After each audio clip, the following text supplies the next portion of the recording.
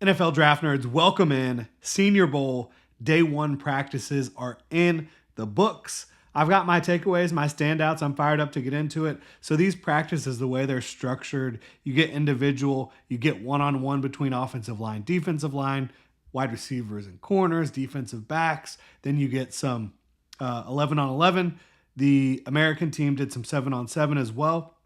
And then to wrap practice, you get some huge one-on-one matchups from some of the best performers of the day. So you also saw some special teams work out there. But I thought it was a really fun day of practices. And one thing to keep in mind, and I talked about this on the preview show, the Senior Bowl, as important as practices are, and the game for that matter, you like to see these guys competing against each other. You like to see these guys in different spots than maybe you saw them throughout their careers in college.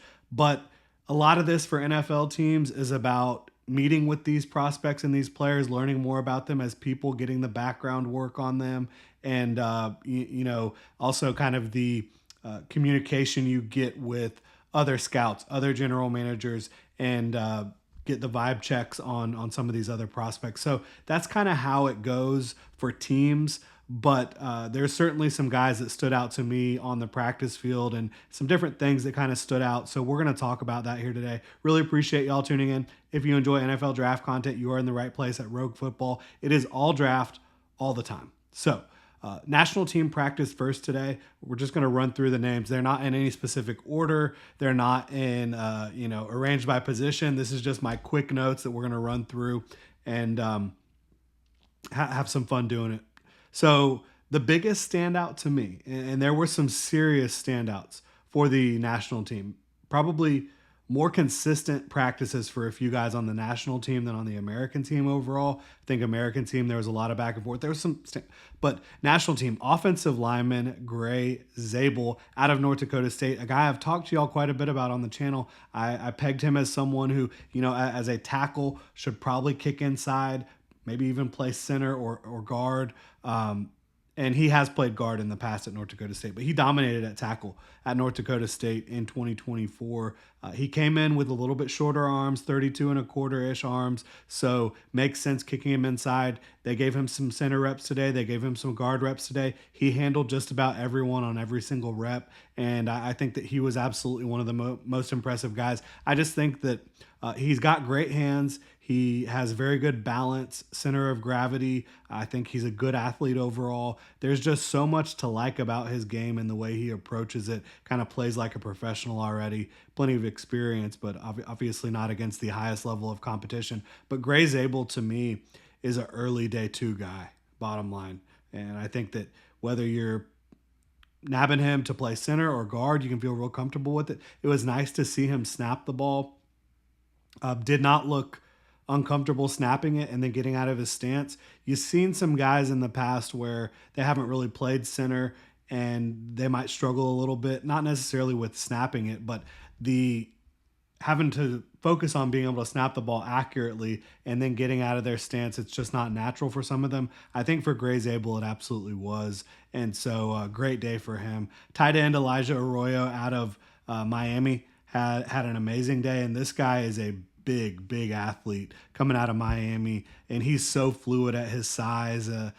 You saw, and I'm not at the Senior Bowl. I'm watching this via NFL Network, who does a great job covering this thing. Saw, the comparison. They brought it up. Jimmy Graham, 6'4.5". Elijah Arroyo is 251 pounds. Long arms, very good athlete, is able to create separation with some kind of subtle head fakes, shoulder fakes, getting guys going in the wrong direction.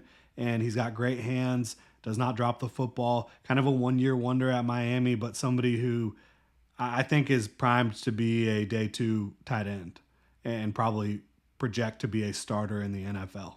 So that's another guy who really stood out to me. Cornerback Dorian Strong out of Virginia Tech, somebody who's, his name's been around in the process. And I thought he played very physically. I thought that he played in phase every rep I saw of him. And look, you're not going to see every single rep out here. So I'm not reporting or talking about anything that I didn't see. But I thought every time I saw Dorian Strong on the screen, he was doing a good job. He's 6 foot. He's got 31 and an eighth inch arms. So I think he has the length and the size to play outside, even though he's 179 pounds. You're seeing guys lighter and lighter these days. That's just kind of how it goes. But I think that his competitiveness really stood out. He did a really good job. You saw wide receiver Tez Johnson and cornerback Azareye'h Thomas match up a few times one-on-one, and that's just a ridiculous matchup. You're not going to see that in the NFL.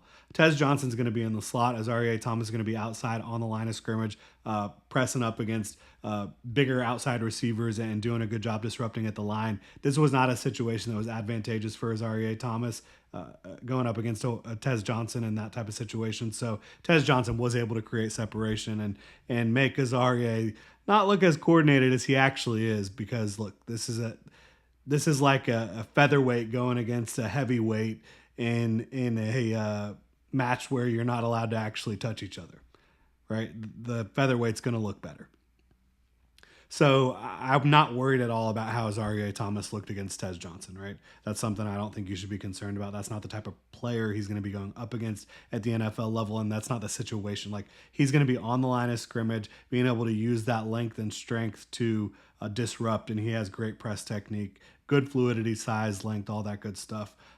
Offensive lineman, Anthony Belton, who played tackle for North Carolina State, NC State there. He played some tackle, played some guard here today. I thought he had a great day overall.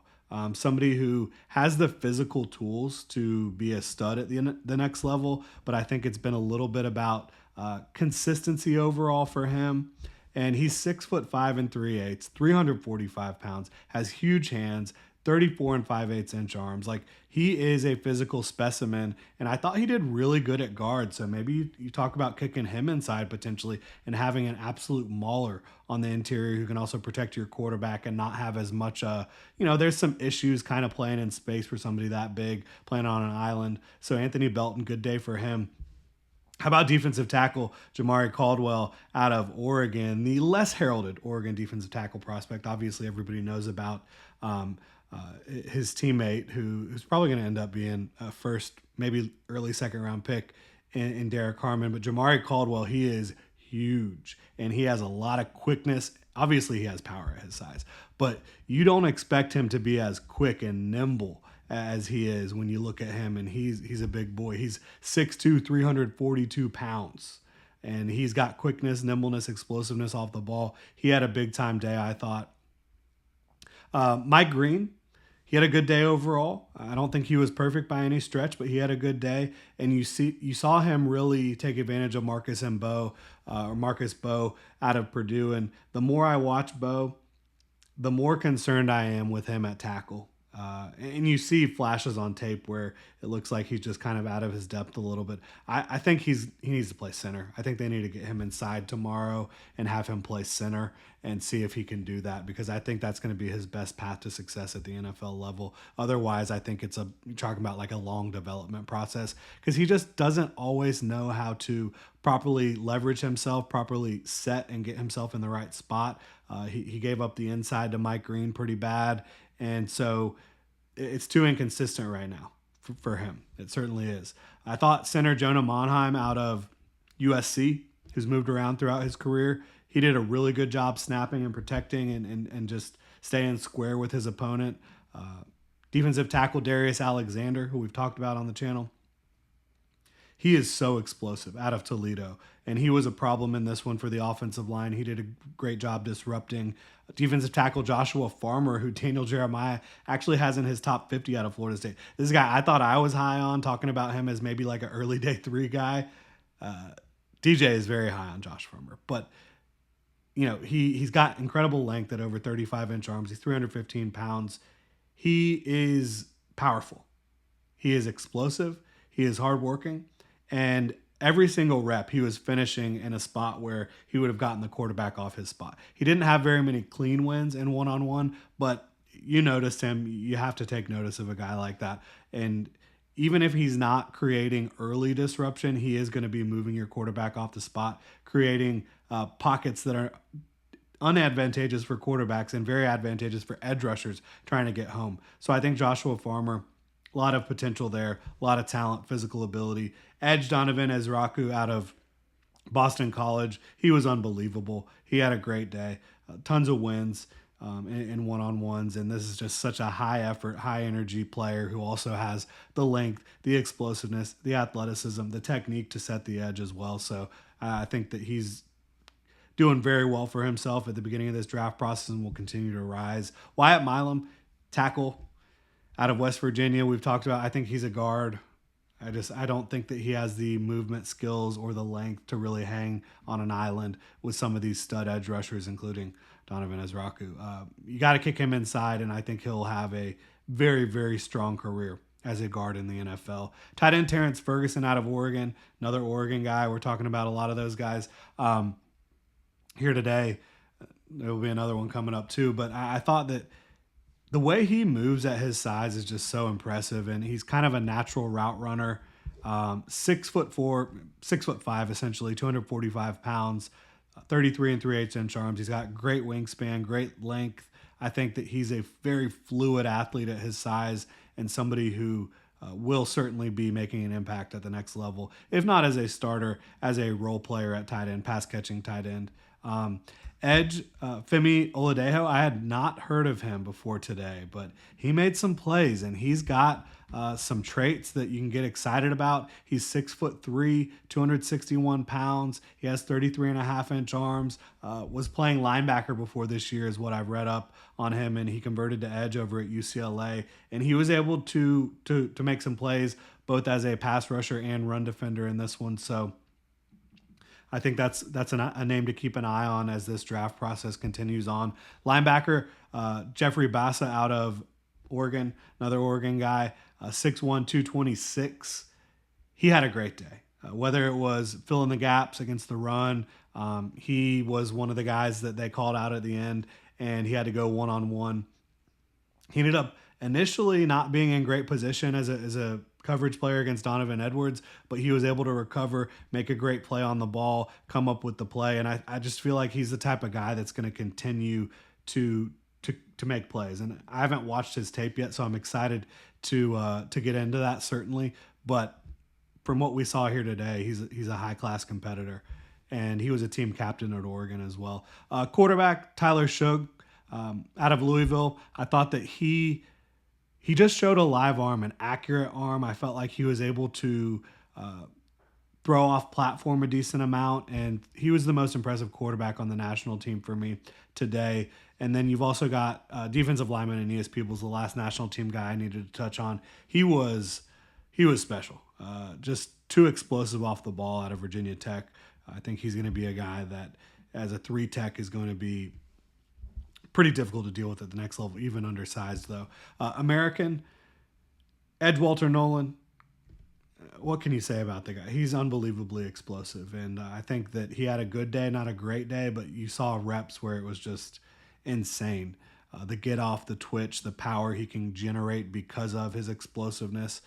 He's going to be a really good football player for a really long time at the next level. And they were talking about, him comparing himself to Aaron Donald, and obviously that's not a great comp. Like, they have very different attributes and physical traits, but he's 6'3", coming in at 293 pounds. He has 35 5/8 inch arms, so he's got really good length.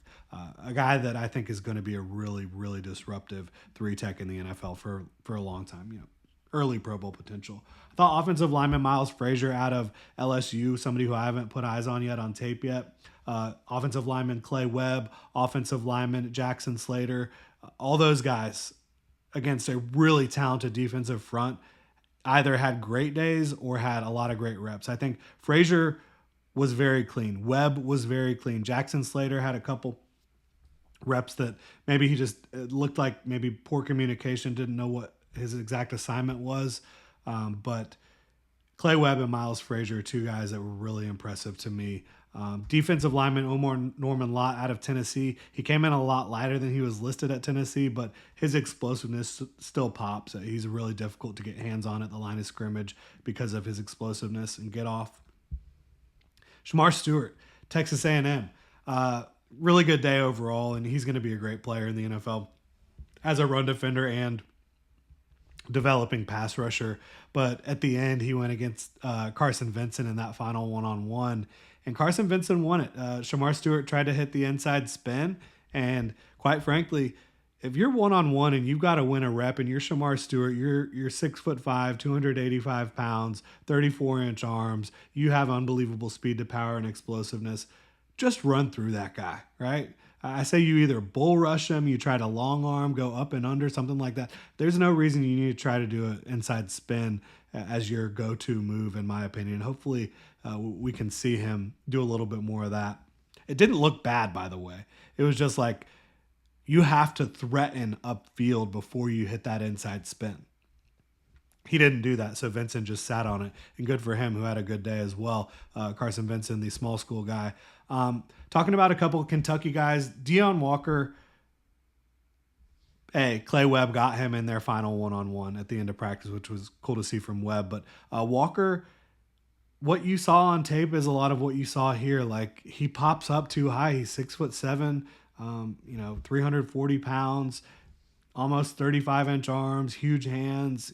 He's a crazy athlete, but he pops up too high out of his stance and gets upright, and guys are able to get up under him and just stall him out. So he's got to continue to work on that. You did see one rep where he was able to absolutely maul the offensive lineman and wreak havoc into the backfield, but you only saw one rep in that regard. So got to continue to work on his consistency. He is a young prospect. He has phenomenal traits. Somebody's going to take a shot on him. Cornerback Maxwell Harrison, his teammate at Kentucky, he had an unbelievable day. I think he might have had the best day of any corner, actually, quite frankly, on either team. I think that he was able to get PBUs. He was able to be sticky in coverage. And this is a guy that I think is competing to be a first-round pick potentially. He's not the biggest out there, but he plays very aggressively, plays with physicality. I think you've seen him kind of mocked to the Steelers at times, some different teams like that. When I look at his game, 5'11" and a quarter, so just under 6 feet tall, 179 pounds, but he does have the 31.5-inch arms, and that's quality arm length for a corner of his size and for someone who plays the way he does. So I think he's going to be able to potentially stick outside and have a really good career at the NFL level. Tight end Mason Taylor, he did not win his last one-on-one rep, but overall, you see somebody who's really smooth as a route runner, great natural hands. You saw his dad, Jason, talking about him today. He's somebody who stands out on tape at LSU, and I think he's going to be another quality tight end. A lot of really good tight ends out there today, and at the Senior Bowl in general. And it's a good tight end class. So if you need a tight end, not a bad time to need one. I thought wide receiver Jalen Royals, just getting to see him out on the field after dealing with the foot injury was really cool today. Able to see that explosiveness and combination of very good mass on his frame, a lot of strength, a lot of explosiveness. Liked what I saw. Wide receiver Ty Felton out of Maryland, another guy who I like on tape a lot. He's got really good length, was able to create separation, got good speed. I think he's going to run really well. Safety Billy Bowman out of Oklahoma was able to get an interception. He jumped the route. He saw exactly what was coming, and it was not a bad route at all by Chimera DK, my Gator guy, but it was just a really heady play by Billy Bowman, getting that interception on the sideline there. The backs for the American team, RJ Harvey, Trevor Etienne, Brashard Smith, Devin Neal, all these guys showed a lot of explosiveness, a lot of quickness, speed. I think RJ Harvey probably the most impressive out of UCF, but you saw it from all those guys. And so that's impressive. And one more Gator I wanted to call out. Cameron Jackson. He did earn one of those final one-on-ones, and he wasn't able to win his, but he had a really good day. And he is a huge interior defensive lineman. Cameron Jackson is out of Florida, and he comes in at what? 6'6.5", 339 pounds, 9 3/4 hands, not huge hands for his size, but 34 1/8 arm length, almost 7 foot wingspan. He had a good day, and so he's someone to keep an eye on too. Kind of Cameron Jackson and Josh Farmer, two Florida and Florida State respectively. guys that at D tackle I think are going to have a shot to make a pretty big impact in the league with their physical traits and upside. But that'll do it here. Really appreciate y'all tuning in to our Senior Bowl Day 1 standouts. Let me know what y'all think in the comment section below. If you enjoy the content, please like and subscribe. Y'all have a good one.